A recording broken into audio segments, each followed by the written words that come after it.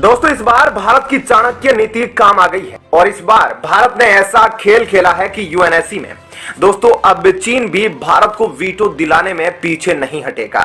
दोस्तों आपको बता दें कि अब भारत के पाले में 183 देश आ गए हैं, क्योंकि अब पूरी दुनिया ही मानने लगी है कि भारत के पास वह पावर है जो किसी और देश के पास नहीं है, वह है पॉपुलेशन की पावर। जी हाँ, आपको बता दें कि भारत में यह सभी देश बिजनेस करना चाहते हैं दोस्तों, और भारत एक बिजनेस हब बना है बाकी सभी बड़े देशों के लिए, चाहे वह रूस हो, अमेरिका हो या फिर चीन हो।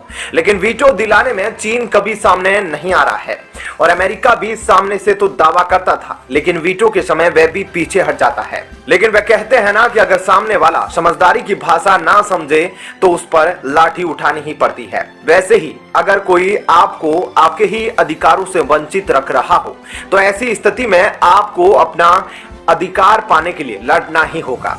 दरअसल दोस्तों बात वीटो पावर की हो रही है, जिसे लेकर कई सारे देशों ने मीटिंग तो की लेकिन फैसला नहीं लिया। बहुत से देशों ने भारत की स्थायी सदस्यता का समर्थन तो किया है, लेकिन वे भारत को एक मानक सीट नहीं दे पा रहे हैं।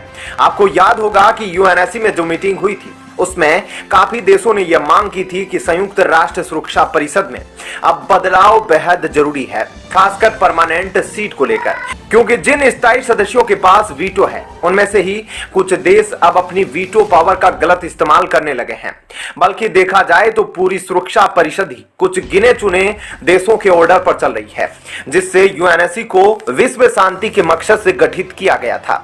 वह मंच अब विश्व में युद्ध छेड़ने का काम कर रहा है, इसलिए इसमें बदलाव की सख्त जरूरत है। देखा जाए तो भारत को वीटो सदस्यता देने के लिए रूस ने तो 100% हाँ कर दी है, फ्रांस की तरफ से भी 100% हाँ है, ब्रिटेन भी मान चुका है, अमेरिका ने भी पिछली बार भारत की स्थायी सदस्यता को लेकर समर्थन किया था, और हाल ही में संयुक्त अरब अमीरात और रूस ने भी वीटो के लिए हाँ कर दी है। उधर अमेरिका ने भी पिछली बार भारत की स्थायी सदस्यता को लेकर समर्थन किया था, हालांकि वह दिल से किया था या फिर दिखावे के लिए वह तो पता नहीं। मतलब अगर चीन को छोड़ दिया जाए तो बाकी सभी देश भारत को वीटो देने के लिए तैयार है। यहाँ गौर करने वाली बात यह है कि जब यूएनएससी के 14 सदस्यीय देश भारत को सपोर्ट करते हैं और बाहर के दूसरे देशों से भी भारत को समर्थन मिल रहा है, लेकिन तब भी चीन वीटो को इतनी इंपॉर्टेंस नहीं दे रहा है। चाहे तो यह देश मिलकर चीन की वीटो को खारिज भी कर सकते हैं या फिर चीन पर दबाव भी बनाया जा सकता है, लेकिन ऐसा नहीं किया जा रहा।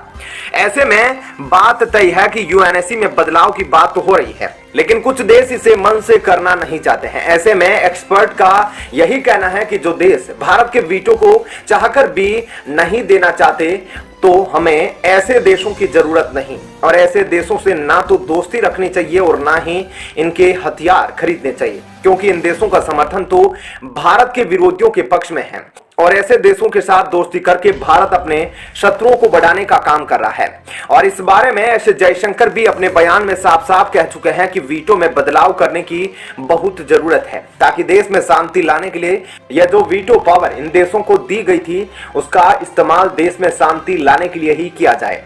तो दोस्तों ऐसे में आपको क्या लगता है कि अगर आगे जाकर अमेरिका ने भी वीटो पावर दिलाने में भारत का सपोर्ट करने से मना कर दिया तो ऐसे में भारत को अमेरिका के खिलाफ क्या कदम उठाने चाहिए? इस बारे में हमें कमेंट करके जरूर बताएं और साथ ही इस वीडियो को ज्यादा से ज्यादा लाइक और शेयर जरूर करें। दोस्तों रूस ने अब पीओके पर हस्तक्षेप करना शुरू कर दिया है। आपको बता दें कि रूस के एक सांसद पीओके का जायजा लेने पहुंचे, और इतना ही नहीं दोस्तों, रूस के प्रेसिडेंट ने पीएम मोदी से लगातार पीओके को लेकर बात करी है। और अब जो मामला है वह इसीलिए बड़ा है क्योंकि अब पाकिस्तान ने इस पर कुछ भी बोलने से इनकार कर दिया है। पहले तो उसने शपथ ली थी कि वह यह बोल रहा था कि बात अगर पीएम मोदी करे तो वह उस पर विचार कर सकते हैं, लेकिन जैसे ही पीएम मोदी ने पाकिस्तान की आर्थिक स्थिति को सुधारने से इनकार किया तो पाकिस्तान अब मुकर गया है। लेकिन रूस ने अब पूरी तरह से अपना मन बना लिया है कि पीओके वापस करना होगा पाकिस्तान को। और आपको सबसे बड़ी खबर यह बता दे कि आने वाले महीने में जल्द ही एक मेगा रैली होने वाली है, और उसमें उस रैली का नेतृत्व खुद पीएम मोदी करने वाले हैं। तो दोस्तों आप समझ सकते हैं कि प्रधानमंत्री मोदी की पीओके को लेकर भारत की मंशा साफ हो गई है, क्योंकि आने वाले इलेक्शन में पीओके का ही बड़ा मुद्दा बनने वाला है और पीओके पर ही वोट बीजेपी मांगेगी। और इसलिए अब जो रूस की पॉलिसी है वही पॉलिसी भारत फॉलो करने वाला है और रूस से बहुत कुछ सीखा है। और साथ ही पुतिन और मोदी की दोस्ती भी काफी अच्छी है जिससे आप सभी वाकिफ है और इसी की बदौलत अब रूस की वह पॉलिसी काम आएगी जिसका इस्तेमाल करके रूस ने यूक्रेन पर धावा बोला है और यूक्रेन के कुछ हिस्सों को अपना कर लिया है। तो दोस्तों अब उस पॉलिसी का इस्तेमाल करके भारत पूरी तरह से पीओके को पाकिस्तान से छीन लेगा, क्योंकि पीओके भारत का कहते हैं ना कि जन्मसिद्ध अधिकार है, अभिन्न अंग है जिसको भारत जिस दिन और जिस तारीख पर तय किया है उस पर लेकर रहेगा। अभी पार्लियामेंट में भी पीओके के मुद्दे को लेकर जबरदस्त चर्चा हो रही है और डेली चर्चा हो रही है। इस पर राजनाथ सिंह, अमित शाह और पीएम मोदी सभी बस एक ही मत में हैं कि पीओके वापस लाना, और रूस ने भी पीएम मोदी को बैकएंड से सपोर्ट करना शुरू कर दिया है और अपने तेज तर्रार सांसद को इसलिए पीओके भेजकर वहां का जायजा लिया है। दोस्तों अब सवाल यह है कि पीओके पर किसे सपोर्ट करेगा रूस, भारत को सपोर्ट करेगा, यह तो सब जानते हैं, लेकिन अब सवाल है कि पाकिस्तान को सपोर्ट अगर चीन करता है तब चीन को रूस कैसे जवाब देगा।